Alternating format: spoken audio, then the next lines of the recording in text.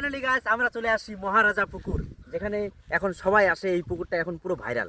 তো মেন কথা হচ্ছে এই পুকুরের কথা দুটো শুনেছিলাম আমরা, যে এই পুকুরটা অনেক বড়, চারপাশে অনেক গাছপালা আছে, কিন্তু কোনো একটা পাতা পড়ে না। আসলেই চারপাশে অনেক অনেক গাছ, কিন্তু হাওয়া বইতেছে, এই পাশে হাওয়া আছে, কিন্তু একটা পাতাও, সত্যি পাতা একটাও নেই। আর এসে মনটা একদম শান্তি, মানে একদম ফুর্তি হয়ে গেল। সকাল সকাল আসছি এখানে আমরা, মানে এত সুন্দর লাগতেছে, মানে মন ফ্রি হয়ে গেল। মানে কি বলবো, আর এত সুন্দর জায়গাটা, এত পিস। আর আরেকটা যেটা কথা শুনছি, এই পুকুরে এসে যে যেটাই মানত করে, মানে মন্নত করে যে আমার এই আশাটা পূরণ হোক, এটা হয়ে যায়। তো আমাদের কিছু কিছু আশা আছে, তো আমরা সেজন্য আসি। তো আশা করি হয়ে যাবে।